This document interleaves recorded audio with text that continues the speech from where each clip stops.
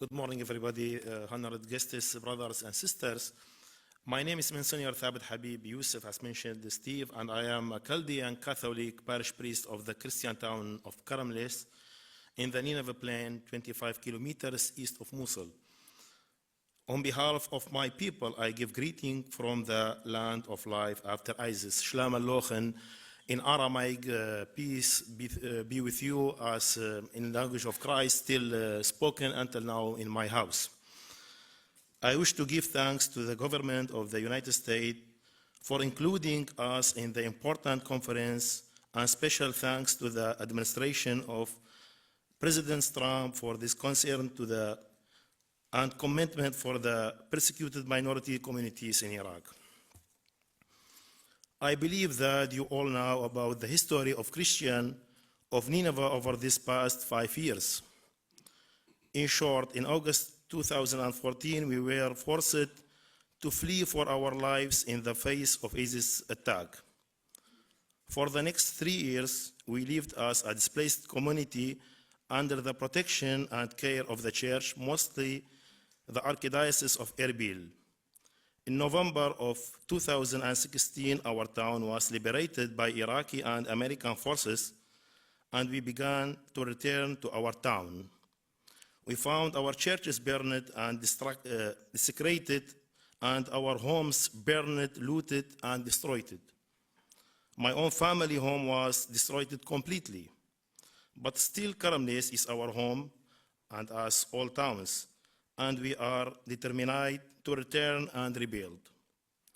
Today we have 45% of our families returned, and we hope in this next year we will see many more.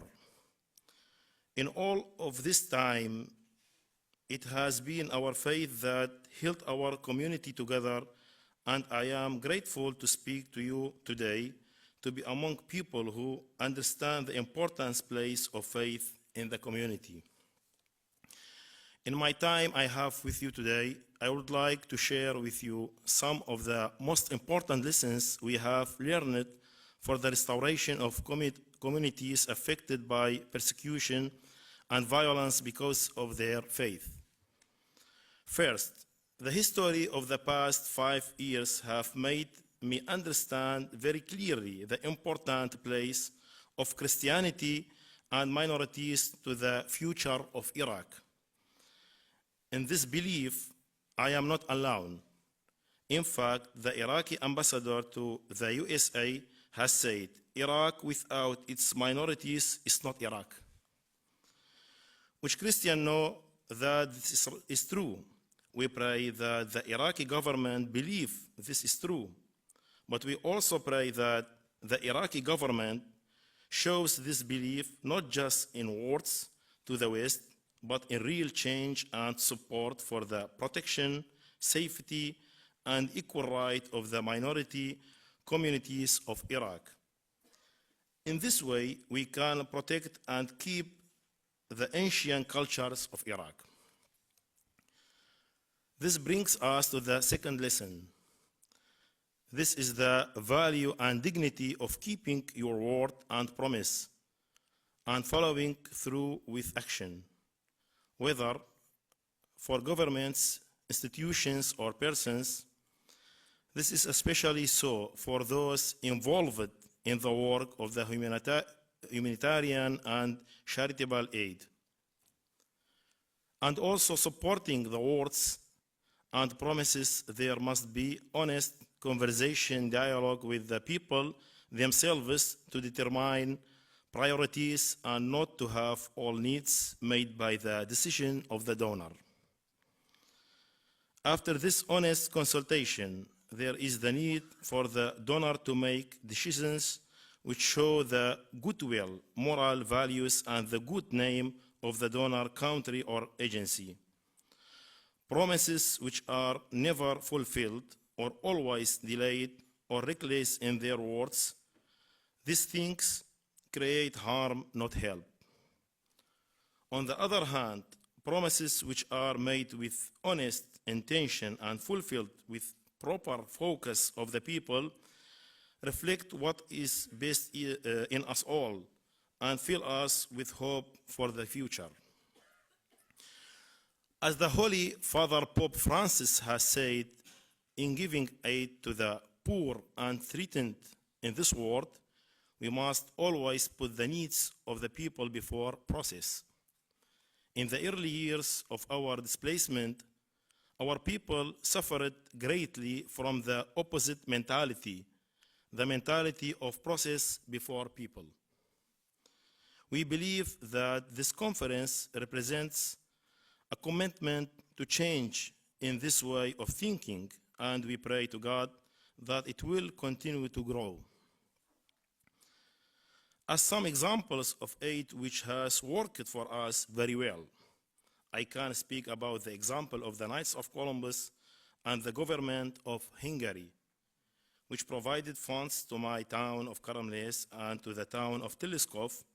In these cases, the donors contracted directly with the church in a structure which quickly put the money into the hands of the people and the church, and did so in a flexible way which allowed us to restore our communities quickly. As a result, these two towns are now stories of success, and we are optimistic that they will survive. In other towns where we were not able to move quickly, the towns remained empty and other groups have tried to take control. The future of these towns is unfortunately not so optimistic. So this is a very important lesson after a time of conflict. Aid must be fast and must be flexible. Another example of aid which was worked is this program of the USAID, which provided our towns with construction equipment and trucks and allowed us to use them according to our own needs. As a result, we were able to clear out our town by ourselves and even use the equipment to help fight against the fires which took place in our fields in the last months. Other help from USAID has allowed for water and electricity to return to our towns. Another lesson we have learned is to not ignore the problem of the culture of dependency. Of course, there is a time and place for humanitarian aid and assistance, as the displaced minorities of Iraq have needed in these past years. However, as Christians, we believe that every person is called to a life of dignity, including the dignity of work and responsibility for themselves as human beings. Too often we have seen aid which does not realize the danger of this culture of dependency. Much of the Middle East has already been made to be a place of permanent beggars. We all know the result, and it's not good.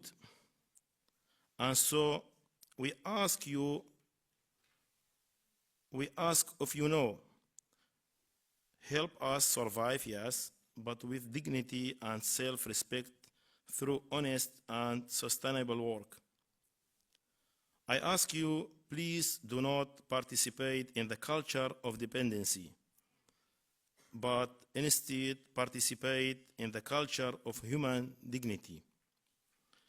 In this, I can say that we strongly support the efforts of USAID and Administrator Mark Green for the development of public-private projects which support honest economic growth and opportunity in our towns. In closing, I would like to say that this conference gives us hope. Our greatest fear in the early years was that the world would forget us. This conference tells us we are not forgotten.